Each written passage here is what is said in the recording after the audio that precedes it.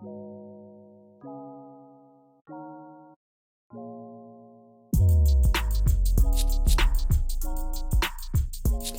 everyone, and welcome back to the Remarkably Me podcast. I'm your host, Anika Apple. Today's episode is called The Strength to Surrender, and it features special guest and fellow podcast host, Sam Goodie. We've completed this episode as a special crossover event, appearing on the Sam Goodie Podcast and here on the Remarkably Me podcast. Our journey is all about the strength to surrender. And what we talk about is the journey of releasing the way that we have expected to operate and move in the world to God, to allow ourselves to be in a place of surrender, to learn from our mistakes, our journey, the challenges, our fear, and to experience what it feels like to live a life that is grounded in peace and love, that is centered on God, where we are continuously looking at how we can become the best versions of ourselves through the experience of life. You will find this episode to be a lot of fun. We had a lot of joy recording this, a lot of levity, but also some really deep truths. We share a lot of our experiences and journeys, and I am grateful to have my friend on the podcast today.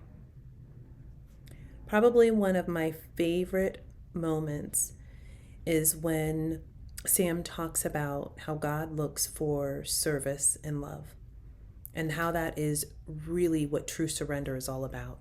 Allowing your life to be in service of God's best and highest good for yourself and others. And I want to welcome you to the Sam Goodie Podcast, where I myself, along with the Goodie Gang, help you find the good in every bad. So no matter where you are in life, at times it gets a bit heavy. But hold steady and get ready. It's the Sam Goodie Podcast, where we help you find the good in every bad. I love your intro. I love it. I have to do another one, though. That's good, though. So I had something that was just going to kick the pot off. Mm-hmm. It would put me in my routine instead of me just jumping up saying things. So, but we're going to start with a prayer. Yes. Father God, we invite you into this space. We thank you for a beautiful day. We ask, God, that you would anoint this space with your Holy Spirit, that you would pour out upon us, that we would be strengthened through you, that we would speak the things that those listeners who have the opportunity to hear you flowing through us need to receive. Father, I ask right now that you would cover us, that you would protect us, that you would release anything within us that is unlike you, that all divine communication is open, flowing, and anointed only by you, that everything that comes forward is for the best interest of the kingdom, for Sam, for myself, and all those that have the opportunity to hear. Father, we pray that truth would lead, that love would be present, that peace would be present, and that whatever your will is, that it would be established on this day. We thank you in advance for the blessings that we know this will be to your children, and I pray that whatever healing is required for Sam, for myself, and for the listeners, that they would receive it on this day. This is our prayer. In Jesus' name, amen. Amen. Amen. That is new. Goodie Gang, that is new. That is new because, and I talk a lot about God because I'm only on page 2 of the Bible. So I'm just starting and I am a work in progress. We're all works in progress. But page 2 of the Bible, somehow I don't believe that. Well, that's just my way of saying, you know, I'm still working and I seek more than I used to because I now know the benefits of it. Excellent. So to think that I'm so thorough in it, I just say, hey, I'm just on page 2 of the Bible. He's not done with me. But as we have a dialogue with anywhere that I go, they can tell that I'm immersed in the good acts, right? So good intentions, but you know what that means. Yeah, good intentions. There's a path there, but you know, we're going to stay on the good today. Absolutely. Yes. Goodie. Goodie, good. Yeah. Well, on the Remarkably Me podcast, Okay. it's all about healing through the power of storytelling. Oh. So, for me, I definitely am curious to dig into your healing journey. Okay. And I think it's always right for us to just talk about whatever relationships.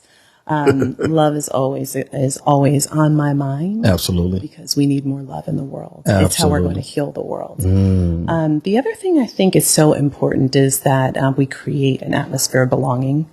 And so how we do that is by helping people see themselves in each other and connect. Yeah. And so that's also on my mind. Absolutely. How about for you? Well, for me and the Goodie Gang, what we do here is what I realized over time is in order for people to really advance in life, they have to, the self-awareness of themselves, know that they're in their way in a lot of ways. And that takes a lot of trust in the people that are in your inner circle to more so read you and give you the honest feedback and for you to kind of get to a place to where you can accept it. I'm not saying that all things are true at what people say, but for some part, I keep importing people around me that I can trust what they say, and I'll go back and I'll do the work.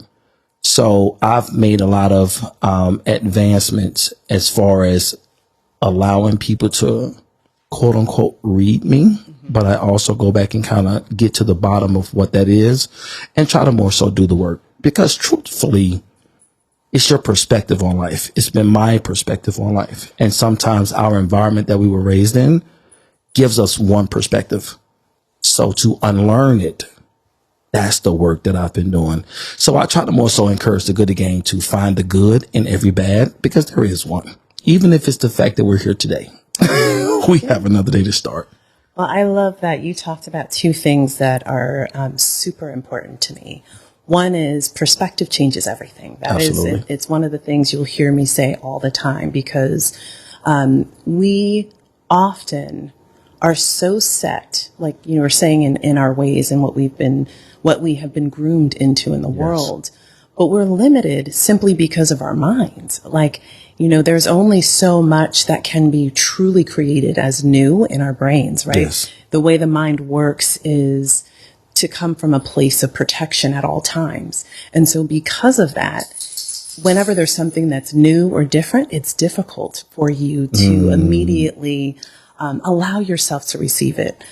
And then I love that you talked about bringing people into your circle that can read you, right? It's so interesting because I see a lot of resistance in the people that I coach and people that I'm in community with when the divine is pulling people away from them, right? I think that in this time, especially because we are coming up on something really significant next month, that more and more people are going to be coming away from your circle. Yeah. And that's important for you, because there is a reason that people are in your life, but sometimes they block your ability to see yourself because they're not telling you the truth, right? Yeah. So I find that when you allow your circle to be in flow, when you just allow people to come in and out as, as God instructs you to, that you will always have exactly what you need. The other thing that I would say, and I think this is good for the Goodie Gang and for all of our listeners, is that the road to self-awareness starts with an invitation that you put out there. So when you desire to see yourself, that changes things. So every day when I do my affirmations, one of the things that I say is, I want God to show me me. I just say, show me me. And undoubtedly, sometimes God shows me me. And I'm like, I didn't want to see that. But truly, because I ask for that and I ask for feedback from people, I invite that in. Even when it's difficult to receive, I am getting what I need. I am seeing myself. Absolutely. We actually walk the earth as mirrors for one another. So I can look at a person and see something I really admire, and perhaps it's something that I'm aspiring to.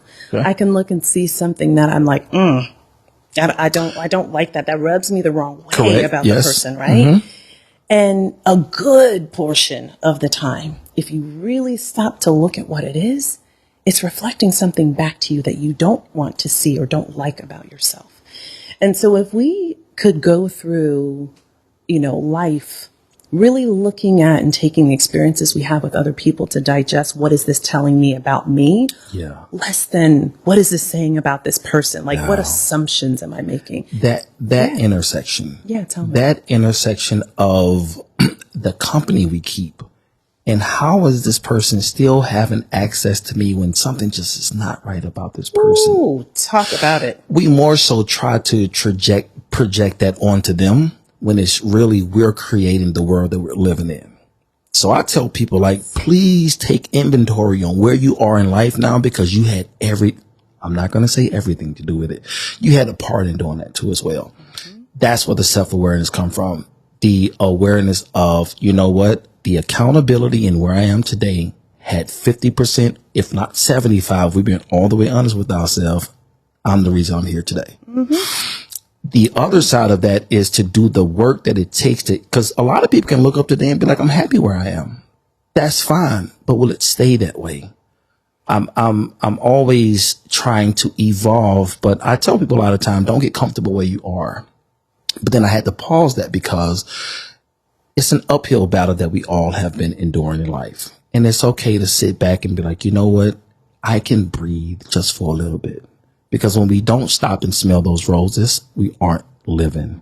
But to get back to the part where the company that you keep, it's a mirror of really who you are and what you seek. I started to know that I was outgrowing certain things by, I was getting myself in enough trouble. I don't think it took the company that I kept. I think it was more so places that I was going and just the repetitiveness of things that was kind of holding me back. And as I started to be around other people and they were like, yo, maybe you should try things differently. As I grew older and matured, I wanted more out of life. I started to now adhere to what they were saying then too as well. Because sometimes I used to try to force people to see that they were doing things wrong. But somebody was like, yo, how about you focus on you, be the example. That part. And then people will come to you when they want to become better. Like, so how did you do that? You know what I mean? So I was like, all right, I can't hang out with these guys anymore. I can't do these things anymore because it's not yielding me where I'm looking to go. Mm-hmm. That is a work that you must do alone. Mm-hmm.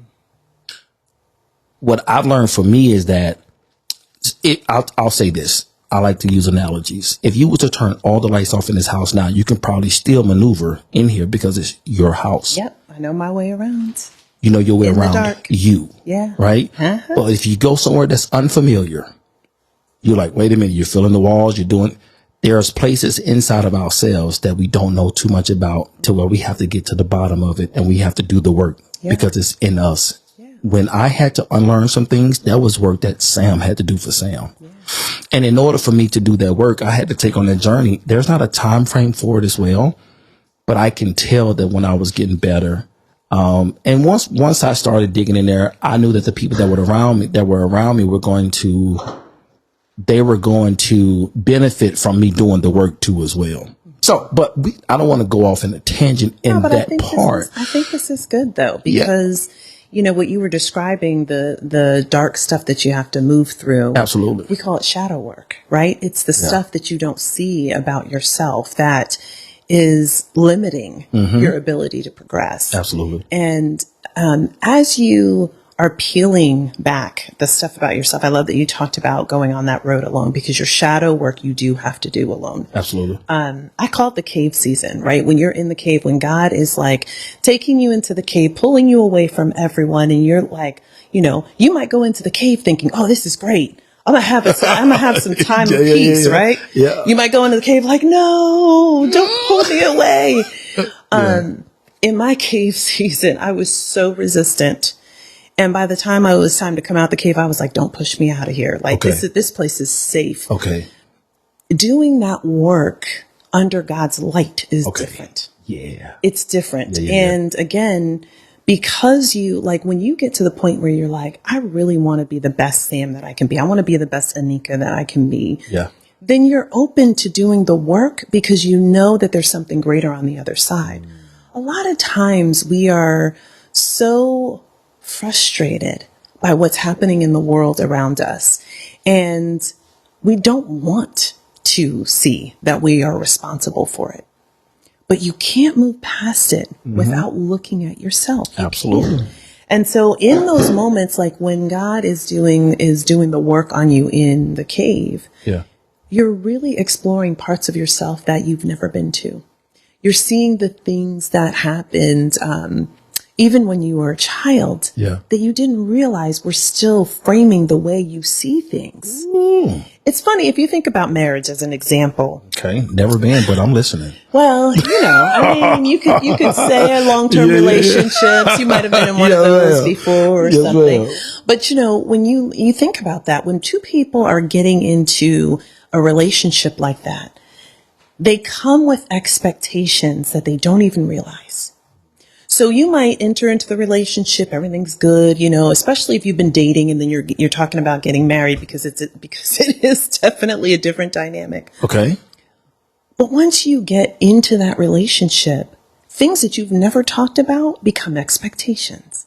It's like, oh no, well, what do you mean? You're not going to do the dishes? Like that's like, right. When I grew up, my mom and dad both did the dishes. They both shared. Well, in my house, that was my mom's responsibility or whatever. You carry so many things like that you never think about. And it has such a significant impact. I love that the fireworks are like, it's like the exclamation mark every time I say something. But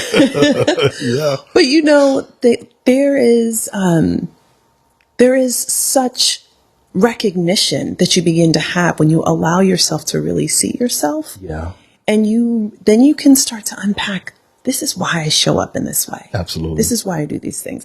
I am a huge proponent for therapy. Have you ever been through therapy? I haven't. I need it, but I haven't. I think I've done enough work that I can only accomplish for me. But I think professional help going forward, because I think I'm at a good groundbreaking place where I now can get assistance with what I'm doing. I'm self-aware. I can admit whatever those things are, and I can move myself forward. I think that would definitely be great for me.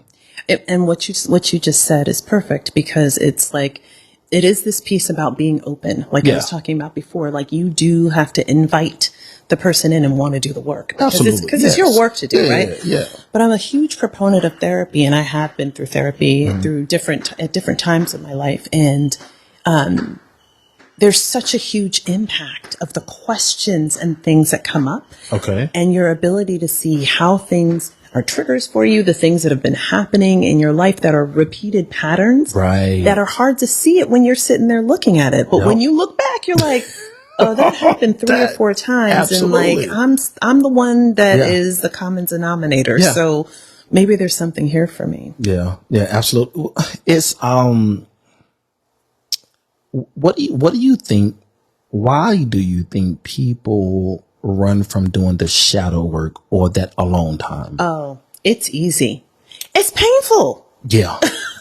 It's unfamiliar territory. It is. And it's like, this is the stuff about yourself that is tucked away because you want it to be tucked away. Absolutely. Because you don't want to look at this stuff, because there's fear there, because there's challenge. I remember along my journey, one of my friends said to me, I was out walking my dog one morning and I saw a snake. Okay. And I have been like deathly afraid of snakes for forever. I actually have done a great job of moving through that fear. Okay. But at this time I was really afraid. And she asked me, she said, what's the message? Like, what's the message? It might be time for you to look the snake in the eye. And this was like metaphorical, right? But I went back out on the next walk. I took my dog out and went up and I took a picture of the snake. And I brought it back. That was my version of being bold, because I was not going to go up and look the snake in the eye, right? I was like, I ain't stupid. Dead or alive, I don't want to see you, sir. I'm cool. But I took the picture and I went back and I sat and I looked at it and I was like, okay. What is it that makes me so fearful? Yeah. What am I avoiding? What is it that I don't want to see? Yeah. And as I sat, and this may sound silly, but this is the truth, I closed my eyes and I said, okay, tell me what it is that I'm avoiding. Yeah. What do I not want to see? And in the time following that, I actually recorded what came through me. Okay. And it was pretty deep. It was pretty deep. We tuck things so far away, and we hope that we'll never have to deal with it again. And that's why people avoid the shadow work. Yeah. But the reality is, your breakthrough is through your shadow work. So it's through that. So if you really want, like, my quest is for freedom. I want a free life. Yeah. I want things to be in flow. I want there to be peace and love. I just want enjoyment. Absolutely. And so I can't have freedom if I am encumbered by things that I've tucked away. It's like walking around with rocks in your pocket. Correct. You're going to always be weighed down. Absolutely. I did a pod about something. We'll touch on it later, but I have always tried to, and I like to hear people out. I like to hear them why, and I'm glad you gave the analogy of the snake thing, because we all have to find that one thing that we fear. I came across a picture 6 months ago, and I looked at that picture and I had the biggest smile on my face. And it was back when I was 11th grade, 12th grade. And I was like, yo, that's who I truly am. That picture explained who I was at that moment before I allowed the world to jump on me. Right? Before the disappointments and the expectations of the world and me looking for myself and other people then to let me down. It's like, yo, I need to get back to that. I got on a journey to let me unpack all of this to the point where I really had to sit down and write certain things down, events in my life that I could flow and be like, this made me, whether it's a person, it was an event, whatever the case was, I had to, because I needed to face those things and see why it made me feel that way. As I continue to do the work, I just really feel a burden that is lifted off of me. The work is never completed for me. And this is the part that I really like. This is why I like to continue to, I'm going to turn some jazz on. I'm going to burn me some candles every day. I love me to where I really been dating myself over the time just to understand me, because when it was time for me to do the work, it was going to take me. So I really watch people that like to be around a lot of people a lot, because it's like you're avoiding something. And what COVID brought out, you had to be forced to be alone. And if you ran from that work at that point, you were choosing to do, so. So it was, it's the continuation of me to do it. But what I've also said, I can always encourage people to to do things better, but I was advised to, you need to be the example. So the last year or two, I've been trapped in the closet praying to God on my knees every day to build that relationship with him. And through him, I've learned to be transparent in those things, because unfortunately, what I went through wasn't for me. But if I keep that in, I'm not doing no service to. So this work now, because I know it comes from him.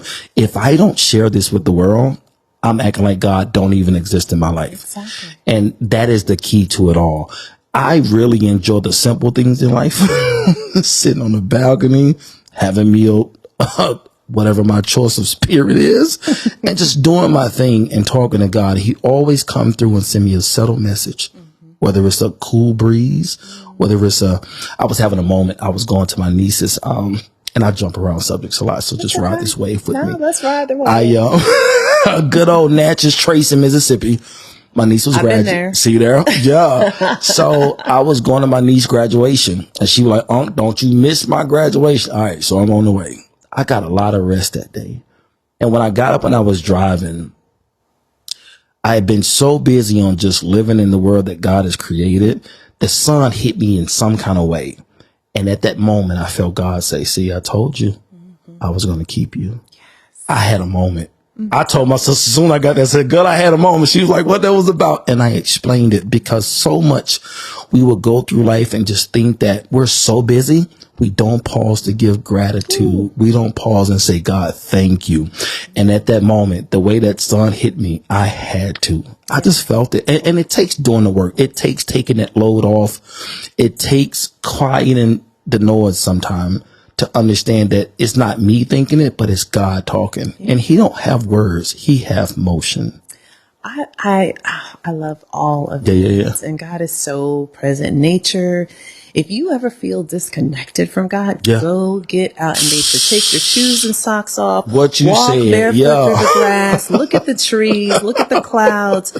Or think about breathing, because it's a marvel that we can breathe on our own. Think about it for a second. Okay. That breath you just took, did you tell your brain? I did not. Exactly. So God is breathing into us every single day. There is the opportunity for us to have gratitude in everything. Wow. It's a choice and it's perspective. But I want to go back to what you said a minute ago. And what I would pose to the listeners is this. Who were you before the world told you who you were? Because when you stop, and I love that you shared your story of going back, and that's what the shadow work is about. That's what the cave time is about with God. It's revealing to you who you are at your core. Yeah. You cannot do what you are purposed to do in this life if you don't know your identity. You cannot do it if you are unwilling to see yourself. You cannot do it in the best and boldest way that God created you if you're not going to be in the fullness and truth of who you are. Absolutely. And that means looking at the stuff that we don't like. Yeah, man. And making a commitment to shift those things. Yeah. Yeah. For forgiving the people that I used to blame people for certain things, and I'm not going to say it was done right, but again, I learned better because I just continued to want it to become better. And when I was like, yo, that's not those people's fault. You know how they say you point one finger, three coming back to you? That's right. That's a real deal. Mm-hmm. And what I had to learn is why I was blaming whatever it was on people. It was because I didn't want to say that I had work to do. Mm-hmm. It's dark. It gets dark. But my buddy told me one time, he said, hey, it's only dark in two places: when you're being planted and when you're being buried. Your perspective will put you there. Your perspective will put you there. And also with doing the work, going internal to when I saw that picture, it's okay to do the work to go in deep, because you must unroot yourself too as well and place yourself in a new location as well. I bought plants for the apartment months ago. About a year ago, I bought one and one died on me. But I had to sit and look at that plant as it died, because I had to think about where was my mind in at the time and how did I allow this to happen on my clock? It's not that big of a responsibility, but what happened? So as I wrote down my notes, and it's important to write down your notes. What helps me is when I have good days, I write those things down. When I have bad days, I write those things down. And the day I have a bad day, I can go back and be like, because you didn't do, not to be routine, but to understand my patterns. But when I did that, I was like, all right, I'm going to go back and buy another plant, because I need things that are around me outside of my son that are living, that I have to nurture and take care of. And I'm not going to say what men have been told, what I've never heard before is men are nurturers too. Oh, now hold on a second. No one's ever told you that? No. Well, here for you and everybody else, the Goodie Gang, everybody listening to Remarkably Me. Yeah. Men are nurturers. Yeah, absolutely. So we can come back to, I don't want to interrupt you. We can come back and talk about divine feminine, divine masculine all day long. Absolutely. Because there is work there. But yes, as I look at you, you are a nurturer. And the one thing I will say about you, your love for your son, the responsibility you have taken on as a father is phenomenal. Thank you. Thank you. So that's proof right there that you are a nurturer. And when you see those who fathered before you and being fathered, they father in their own way. But there's not something that you can more so teach it. It's something that you have to be prepared for on your own. And I started doing that inner work. I knew I couldn't come in this world with a son, and it was like, say, bro, you got a lot of, you got to denounce you at this. Oh, I wish they could see my expression. Boy, let me tell you, but that was work that I knew, because from the core, I wasn't okay. I wanted to be. But what somebody had to continue to tell me is that the work never stops. That's right. Give yourself a lot of grace. Forgive yourself often. And just get up and put your best foot forward. And I think that part is what keeps me going. Now, I don't keep a big circle, and that's because I can't manage. I'm a helper. I will enable people a lot. Some people wouldn't agree with that. But my true spirit, it's their perspective. Right, it's their perspective, and I'm not going to dot your I or cross your T on how you perceive me. I'm not going to do it. But I can't deny myself of being a helper if that's who I am true, because God looks for two things, I feel: service and love. My barber told me the other day, he said, if you wait on God, you must do what waiters do. And that's serve. That's exactly. That's all God wants. I found let me tell you, God has shown me and taken me places in the last 2.5, 3 years just by surrendering to him that my efforts couldn't do at all. Yeah. I was like, wait a minute, God. So when I go to LA and do places like this and take pictures, I'm like, this, he said, hey, there's more. Cause I do feel that some places God give you previews of what your life is going to look like before it happens. Without question. But when I wasn't in the right place, I didn't see it. And even if you did, even if you had, it's like it would have been a tease, because until you can do the things that will enable you to hold it, you can't have it. God is, I am the prophet. I am God's prophet. That's what God says. Yeah. And so I do see a lot. I get a lot of viewing into the future of things for the world. Absolutely. I typically see 2-3 years out. Absolutely. And I see God has shown me a lot of my life. Yeah. And what you have to know, though, is that there are things that God has shown me that if they happen today, I would fumble. Oh, okay. Because I'm not prepared for it, right? All right. And so think about that. Like when you think about relationships are just an easy thing that people can relate to, right? Absolutely, yes. It's like you sit down, you kneel before God, and you're like, okay, I want to be married. I want my husband to be 6'5", and I want, him to have a basketball build or a football build, and I want him to look like this, and I want him to have this kind of job, and and all those things, right? Yeah. And hopefully that list includes things that are not superficial, like, that he loves God. And absolutely, stuff like that, yes. Right? And you can have that list that you position and posture for God. And if that person shows up, you probably walk right past them. Because while you say that's what you want, what you really are attracted to is showing you some stuff that you need to heal in yourself. Yeah. So there are so many times where it's like, where if you look back, this is the best test. Okay. Look back in your life at times where God gave you exactly what you asked for. And why don't you have it now?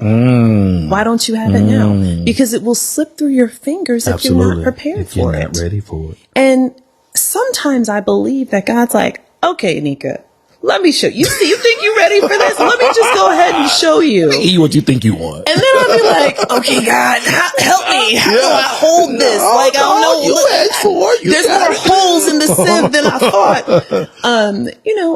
And we want so badly to be the view that we have of ourselves in the future. And you were alluding to this earlier. The truth is, there is one moment, and that's now. Yes. It's now. Yeah. Yesterday is gone. Absolutely. There's no yesterday. There's no tomorrow. We have now. And it's funny. My godmother sent me something this morning. Yeah. And it said, stop saving things for the future. Okay. Like, how you buy something, it's like, new pair of shoes or a new handbag in my case, and you're saving it for the special occasion. Yeah. Today is the special occasion. Like, why not live for now? And so how that ties together is if we're focused on being the best that we can be for today, then God will reveal tomorrow what we need to work on next.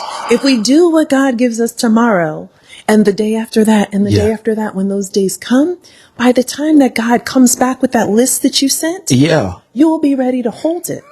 A lot of times, Sam, people compare the list that they make of what they want in an ideal partner. I know this is probably another podcast. No, go ahead. Yeah. You would look at that list and not see yourself able to make that list. Like, I want somebody, listen. Y'all know who she talking about. Listen, I'm gonna leave it. We all wish for those things that we wish to grow to. And that's what I tell people all the time.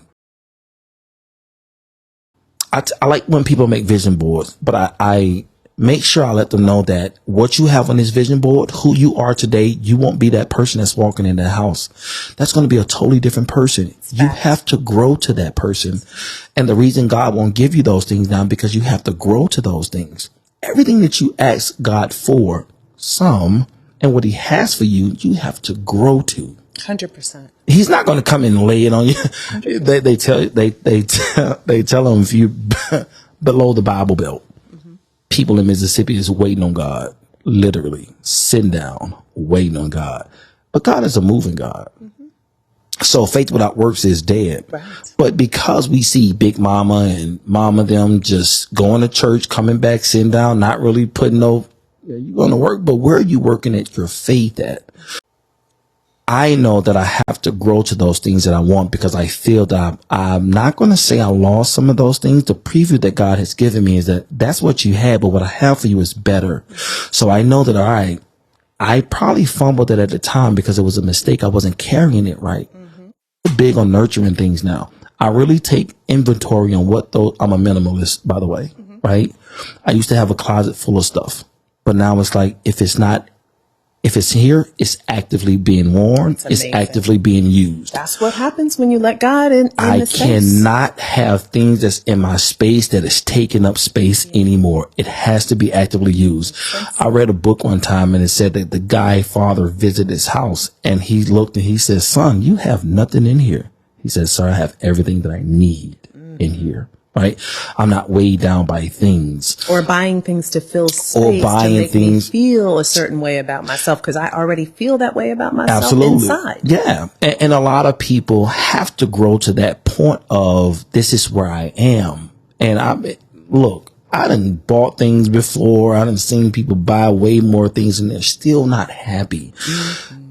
I just feel happiness is everybody's own journey. You owe that to yourself. But what it takes to be happy is not that much. You shouldn't have that laundry list of things that should make you happy.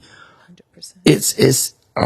I be want to kind of beat it in people's head, but I'll be like, you know what? I was a knucklehead, and I didn't get that until now. The truth is, like, joy and happiness can't come from things, and it can't come from anybody else. You ever walk into a room with somebody who is just overjoyed? They're just full of life and love. Yeah. Well, actually, that's us when we walk in a room.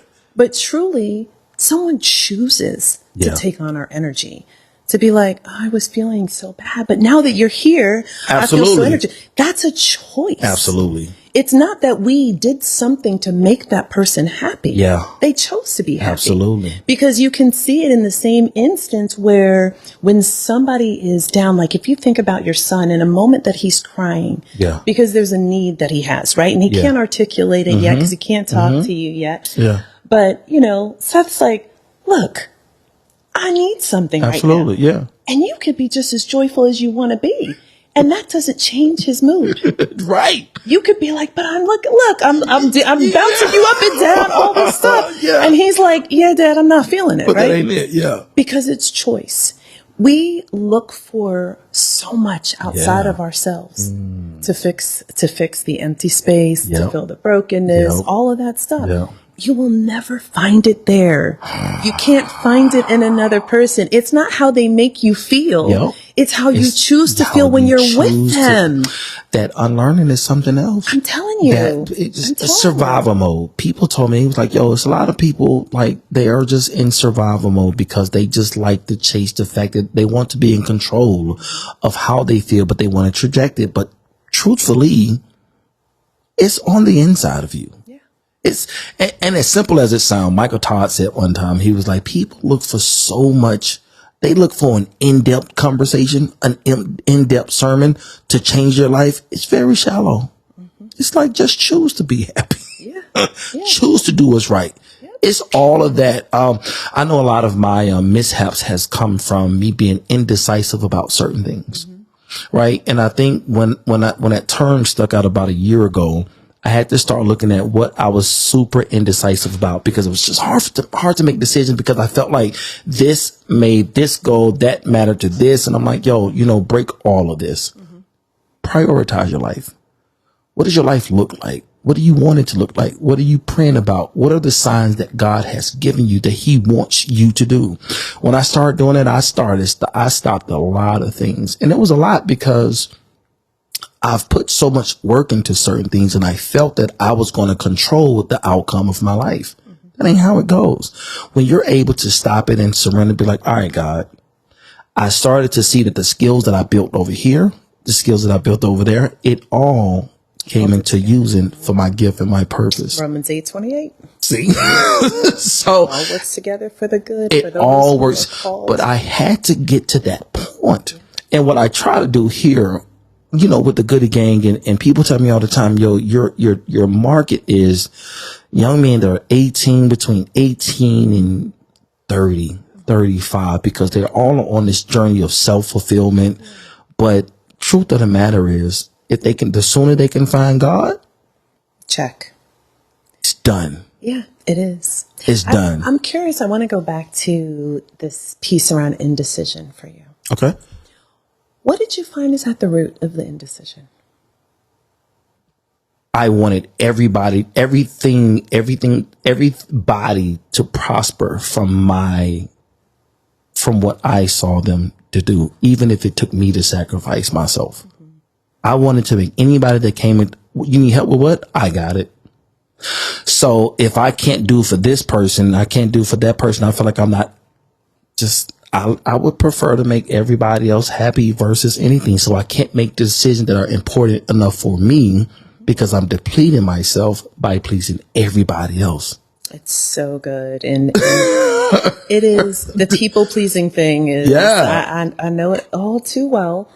But I will tell you this, that there is something, what God has shown me, because I really genuinely learned this from God. Okay. I asked God to help me remove external validation, because what I realized is that I could tell myself that I was doing a good job, but if you told me, I valued that more. Oh. And so it's coupled with people pleasing, right? So it's like, I do what it is to take care of you so that I feel fulfilled when you tell me that I'm good, right? Yeah. And I only feel good when you tell me. When you tell me. So if you don't tell me, then I'm like, you know. And I said to God one day, I was talking about a particular situation and I was like, I just don't feel chosen. And God said, I chose you. And I was like, okay, let me rephrase that. Because if I'm chosen by you, if you are choosing me, and you know everything about Anika, you know what my hair looks like when I wake up in the morning, what I did on February 15th, 1996. Not that there was anything I remember, but you know it. Check those dates, guys. Leave them dates alone. But you know everything, and you still choose me. Okay, hold on. So let's talk about worthiness. Okay. People are always searching for worthiness. They're like, I don't feel good enough. And I'm writing a book about that, as a matter of fact. Okay. But at the end of the day, you're worthy because God says so. Absolutely. It is that simple. It's that simple. Yep. God says you're worthy and I choose you. Yeah. So now you can check those off your list for the listeners, the Goodie Gang. Check it off the list. Check it off, man. Because you're worthy. Absolutely. And you're chosen. Yeah. And so now what you got left? Work on the rest of that stuff. Like when you get into alignment with God and you recognize what you have always been seeking and looking for, it was in God and inside of you. It's in God and God placed it inside of you. It's in God and it's in your path to your purpose. Yep. And then you're not looking at what things other people need. You are encouraging them and helping them to fulfill the things they need on their own. Man. That's how we're supposed to be. Absolutely. Can I share something with you that God said about love? Okay. Keep going. So it's interesting because in these love relationships, and this has been my journey, has been healing, and it's a lot of stuff around hard stuff. Okay. I used to say to God all the time, don't talk to me about love because I don't like them squishy feelings. Like I don't like all that stuff. I mean, I like love, but the squishiness, right now, I don't, in this season. Yeah. I'm real cerebral. I work well in my head how I think about things. So my friend would say to me, how do you feel about that? And I'd be like, well, I think I feel. And she's like, that's thinking. It's not feeling. It's not the same thing. Yeah. But what God revealed to me is this. People go through this emptiness that they feel in relationships, and they're always looking to fill it. And sometimes that's why it's like, you know, you're pouring out to other people, or you have a big group of people like you talked about earlier. Mm-hmm. But we are really supposed to be filled in our relationship with God. So just imagine this highway between you and God, and the traffic is flowing in both directions, right? Correct. It's like God pouring into you, and then you are exalting God. Yeah. You are giving God glory. You're worshiping God. And so you constantly are filled because you have that. Now, here comes somebody into your life, and maybe that person is not at 100% full. Maybe they're at 50. Yeah. And now they're pulling from you. So now you're not full. You're getting what you need, but you don't have as much to give back to God, right? And now the person's pulling, and so now you're starting to get depleted. Like this, there's a one-way highway going to the person you're in the relationship with. This two-way highway going back. Y'all know who she talking about, good again. Yeah, point them out. Yeah, y'all know who those people are. He knows. But truly, then, you know, if that person develop the relationship with God, where there's a 2-lane highway there, absolutely, they wouldn't pull from you. Think about it. Because they're full because they have that back and forth with God. You're full because you have the back and forth with God. Absolutely. When you put God in the center of a relationship, then everybody is full at all times. So you never are pulling something from somebody else and depleting them. They're never pulling from you and getting depleted. That is the biggest sign that people refuse to acknowledge, because the comfort that they find in love, because of what they call it unconditional, but that's not what God meant for love to be. They shouldn't be depleting you. Can you speak for a second on being equally yoked? Because when you started saying something about you received that one highway between you and God, you giving and receiving, it's reciprocity in real time. But when somebody else comes along and they're not that way, I played both sides before, and I understand what it is to deplete someone. Because I'm dependent on them too much. I hope you poured back into them after that. I'm learning now. Okay, well, you know what? Good. That's good. To pour back, I just start pouring in because it's hard to go back and to do those things. But when you learn better, you do better. But what does it mean to be equally yoked from the example that you just used of someone pouring into somebody and depleting them? It's so funny because people use this terminology to mean all of these things. And it's like, it's all secular. Yeah. I always say, like, first and foremost, God is open, because this, I think, is important for the Goodie Gang. Okay. God wants you to ask your questions. Yeah. We are taught, we kind of grew up in this time, like, you know, just God said it, so you do it, and there's no questions or whatever. That's not true. Because God said so. God wants you have questions. God's okay with you having questions because God is the truth. So you go to God to get the truth. So I would say to you, you know, take the question that Sam just posed about equally yoked to God and see what God reveals to you. Yes. Now, from my perspective, it is really about you having alignment with God and choosing someone who sees God in the same way. Okay. This whole thing goes to, you know, people talking about what level you're in your jobs and relationships. All of that stuff is not true. Yeah. There is this dynamic of like, well, if this person can't provide for me in this way, then we're not equally yoked. But provisions can come in a multitude of ways. Lord Jesus, it doesn't always have to be financial, right? And so that there's a lot of God has been taking me down this journey of love and acceptance. And that means recognizing the value that exists in whomever and whatever the situation or circumstances are. Now, what I would say is that if you are looking at getting into a relationship with someone and there is a risk that God is not at the center, I would be real slow on that. Because God will sustain the relationship when you cannot. God will show the person how to honor you. See, this is the thing. Okay. People are like, okay, listen, I'm spicy.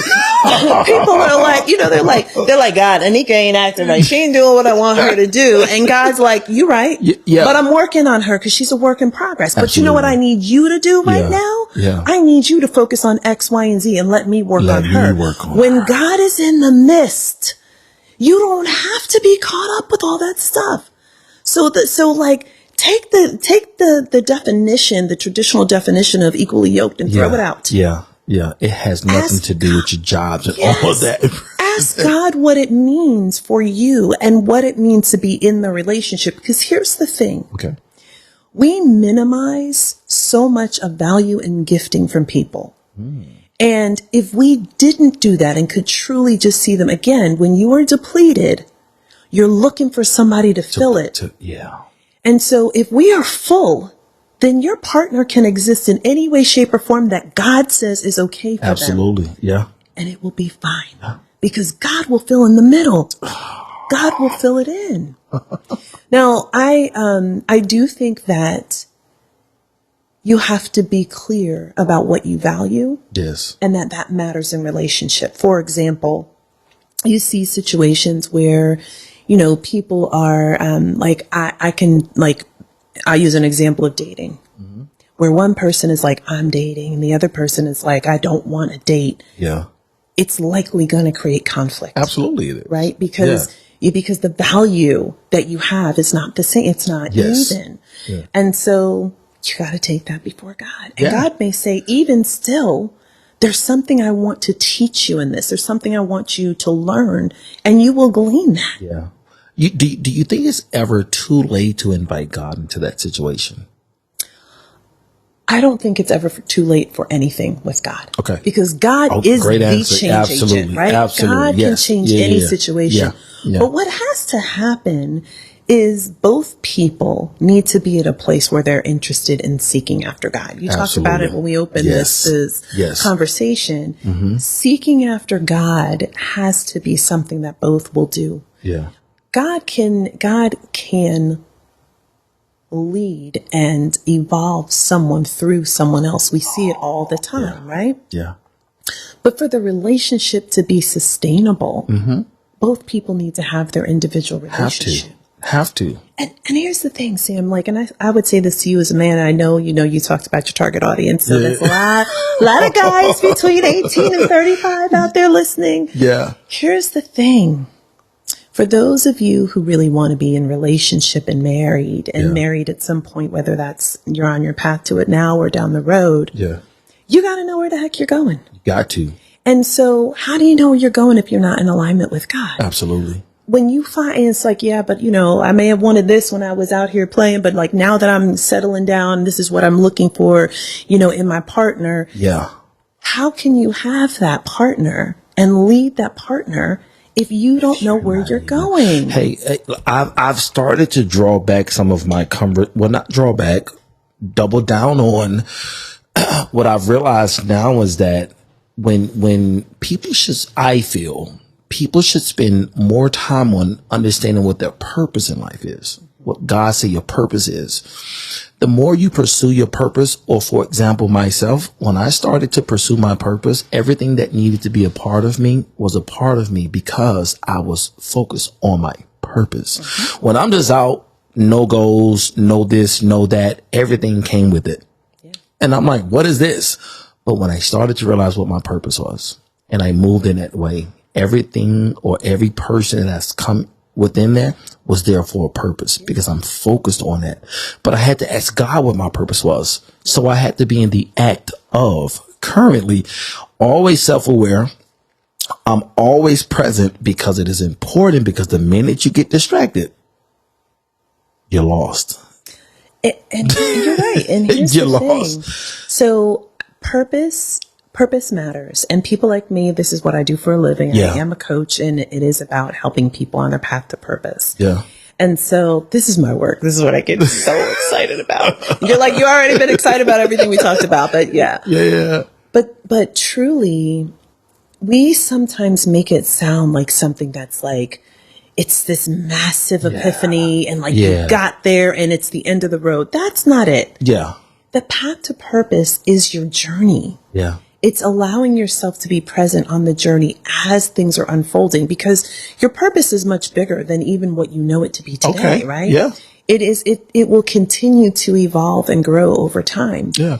What you want is to be pursuing joy and peace and love and impact like asking yourself, what's the impact you want to make on the world? What are the things that you want to birth and through teach? your purpose, correct? Exactly. Yeah. And it's funny because, I think a lot of times people think that purpose is like it means they have to go to a certain career or something like that. Yeah. For some people, purpose may be bringing people joy through music. Absolutely. And perhaps in order to, maintain their household or whatever responsibilities they have, they work a different job, 9 to 5. Absolutely. And on the weekends, or they play in church, church choir, or, they are moonlighting with a band or whatever. Yeah. You're still delivering your purpose. And so in whatever way it takes form and shape, it should be feeding you and encouraging you and pulling you forward into what God has next for you. Yeah. Get it, gang? What that means is, as you're doing the inner work, your self-work, ask God, what is your purpose? Ask God, why are you here? When you spend that time after you've bumped your head 1,000 times, and you just exhausted with trying to do it your way, take your hands off the wheel and just surrender to God. I promise you, it's going to take some time to build that relationship. What changed for me is when somebody notioned me to get on your knees and pray. Don't just sit in your car. Don't be so mundane. Respect God enough to give him that time. Set aside that time. And I can tell you, it has changed the trajectory of my life in that short time. God, like, oh, you're serious now. Exactly. That's exactly you serious. Right. And when I get up, I make sure I give him something to bless. So there's still work that I have to do, but I wanted to make sure that I wasn't getting up and I was just doing what I was normally do because it is so comfortable. I had to wash the whiteboard. I had to refocus. God, you tell me what to put up here. That's it. And that took some time. That's it.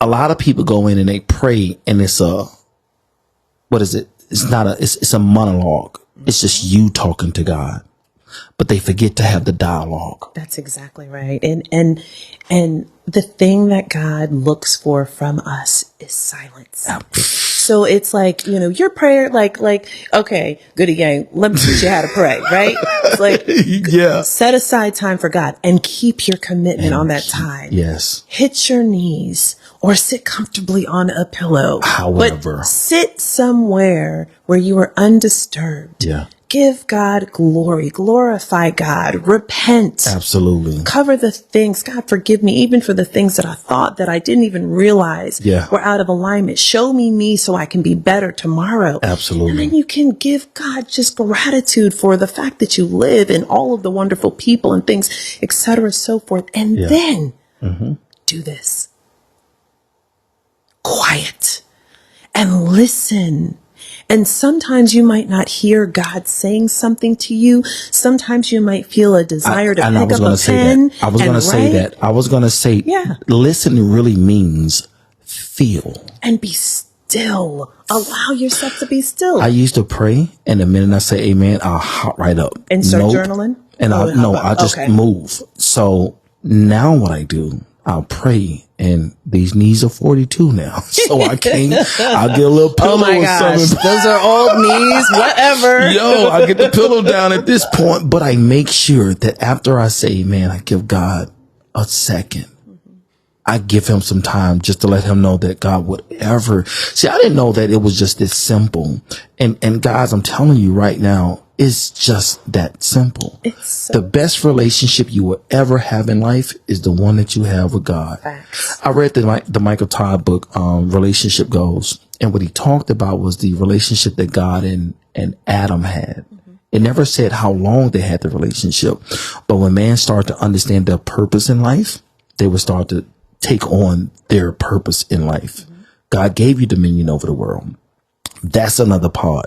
But because I feel like the world is going the way it's going, is because a lot of us are misplaced. We've been mistaught, and we have to unlearn a lot of things. There's a small percentage of us that are on the journey of, let me get this right. And there's a lot of us that are going to continue to be lost. They were lost in the Bible too. But it's my job, as now that I know I have the information and the knowledge, I'm going to forever seek it, but also to be the example of what I need to be. So those who are on that journey or started, they need to be there. So that relationship with God is the most important one that I had. And when I read that book and I got through with it, it blew my mind. So good. It blew my mind because I asked God, I said, God, I don't want another relationship unless you brought it to me. And that's it. And I'm telling you, that in and of itself keeps you from a lot of mess. It keeps you from a lot of crap. Because God will look at you and be like, I know you want a relationship when I bring you, but you ain't ready yet. God will say, okay. God said to me earlier this year, I am bringing you someone who is going to show you what you deserve. Yeah. And I was like, what? Yeah. And God did. And it was amazing. Yeah. And in that journey, neither of us had ever experienced anything like what God created for us. Absolutely. And so when you allow God to do it, you receive so much of what you need and what you desire that you couldn't have picked for yourself because you simply don't know that you needed it. Did not. And trust me, some of the things were not on my list. Absolutely. And I was like, I didn't realize that would make me feel this way. See, absolutely. It is. But I want to go back to the relationship with God. Yeah. It is the intimacy with God that changes your heart. Absolutely. It helps you see things differently and it makes you desire more of God. Absolutely. So the more that you allow yourself to sit in God's face, to be present with God, the more that you will desire it. And for those that who may feel like you've wandered, like you haven't been in God's presence in a while, here's the trick. You just go seek God. You just go see God. Because the thing about God is, it's different than the person who you left on red. It's different than, the people you talked about and they found out. Yeah. Your forgiveness is immediate. Grace is abundant with God. And so you simply just go. Yeah. You can't get it wrong. Absolutely. You just have to posture your heart to desire the relationship with God and it will come. Yep. It will come. He knows. He knows when you be. I used to go in there. Well, God was like, And then I'd be like, say, bro, we need to talk. Hey, today was a day, and I let it get away from me. I started to feel a bit condemned at times when I would place people over God. Okay. Man, why you ain't calling me back? Girl, why you ain't? God, like, wait a minute. And I will start to ask myself, what if God started asking you those same questions that you're asking other people? Or what if God started putting people above you? Like, what if God was like, okay, Anika, I hear you, but I can't get to you right now because I'm with Sam. Absolutely. And like God asks us to walk in obedience, right? And so if God didn't say, take care of Sam first, then I'm out of order. Absolutely. So God said, hey, seek me. Yeah. Matthew 6:33, when you seek after God first, all things are added onto you. So if you are doing what it is that God asks you to do, absolutely, you know that you are going to be blessed. Yep. And a lot of times in relationship, people, so my take on relationships is that there's a lot of fear. Okay. People are afraid to lose people. They're afraid that people are going to find somebody else. They're afraid that, they're not enough. Like, there's so much fear-based movement. And so what happens when you have fear is you respond in control, power, manipulation. Those things start to come up, right? Okay. When God is in the midst and you're seeking after God, you're like looking at the other person like, you good? Because I'm focused on running my thing over here. Yeah. Because as long as I keep this relationship right and whatever God puts into my hands are good, I know I'm going to be all right. And then the relationship is going to be okay. Because if I can take you there for a minute. Go ahead. Part of the issue is that we look for relationships to be the end all be all. Yeah. But they are not. They are meant to be a part of our lives. Absolutely. I see it as, and what I say to God all the time is, I want it to amplify what I'm already doing. Correct. I want it to amplify who I already am. Absolutely. So if I'm a mess inside, I don't want that coming out. So don't bring me nobody else. Let me work on my mess. Yeah. But truly, it should come together and accentuate what you already have going. Absolutely. God. Yeah. God will remove, and I say this, I can say it with certainty, God will remove anyone or anything that you put before him. I'm telling you. If it hasn't happened, it will. I'm telling you. Because at some point, God is going to bring you to your knees. He's a jealous God. He is a jealous God. How dare you put anybody before me? And look, here's the other thing. This is the secret. I'm going to whisper this into the microphone. Nobody loves you like God does. I swear. They don't. They can't. They can't. And if you think they do, shame on you. Shame on you. Listen, because you didn't tell them what you did on February 12, 1992. Like, they don't know everything about you. And God loves you regardless. Regardless. When you tell somebody that you're intimately, he still chooses you. You tell somebody else what you done did last week around this time, watch how fast they turn on you. They're going to feel some type of way. And they should. Absolutely. Because in your humanness, it's like, wait a minute, this is hurt, right? I'm choosing to feel hurt because of what you did. That's their choice, but I'm choosing to feel hurt. But God says, Sam, now you know that one, right? You know that one, right? But I give you grace. Absolutely. Get up, sin no more. Don't do that again. You know better now because I done told you, so you know better. And I think a lot of relationships are more helpful in a way when my buddy told me, the brothers told me, they said, dog, the reason, he said, I like the fact that you feel condemned when certain things happen. I mean, your heart is in the right place, but please understand that you're not perfect and you never will be. Right. Strive to always be the best person, a better person every day. So when you enter a relationship that way, with that in mind, and you're dating someone that's thinking the same way, I don't see that. I'm not going to say failing because they fail for all kind of reasons, but when your heart is in the right place and God is at the center of it and at the foundation of it, it's hard for that to really crumble. Yeah, it makes a difference. And you said the word foundation, and that's the core.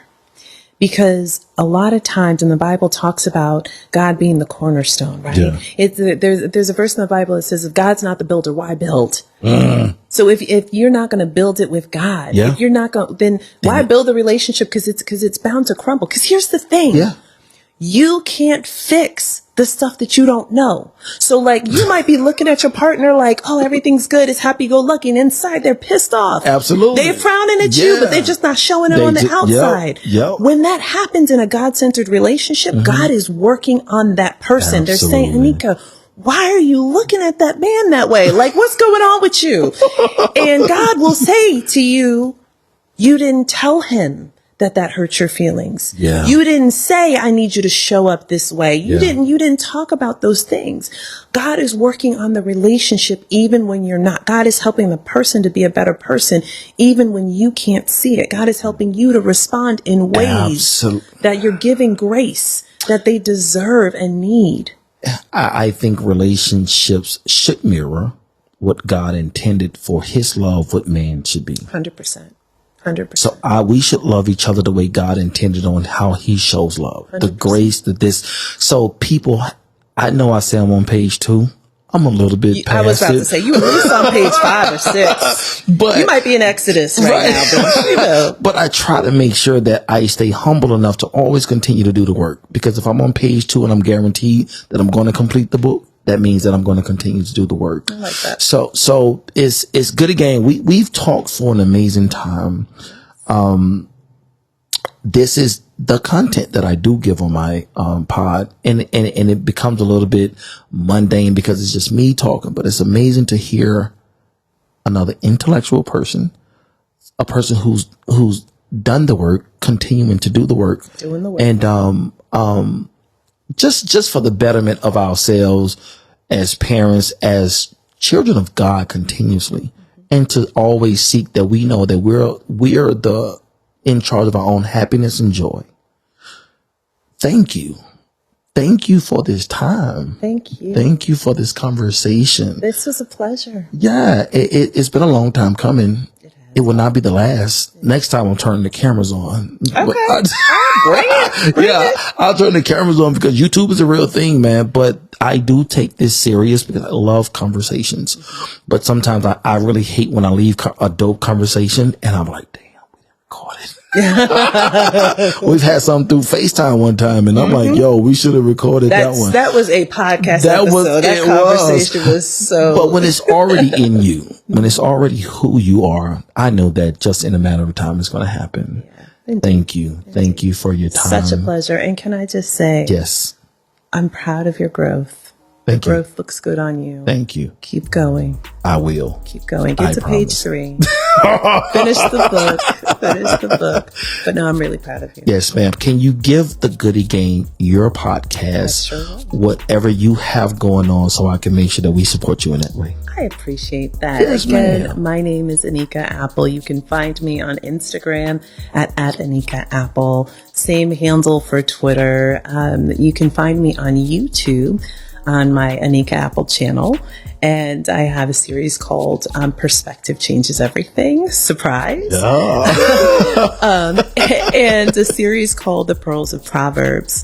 You can find me on my website, which is anikaapple.com. Okay. And I do have a book coming out. So if you go to the website and put your name in the mailing list, you'll receive that. And I have some other secret projects on the way, but I'll come back and talk about those later. Hey, well, you got 100% of the support from the Goodie Gang. I appreciate it. Goodie Gang, it's been a pleasure. Yeah. Hey, man, as I always say, I love y'all with the love of God. Y'all take care. Peace. Peace and blessings.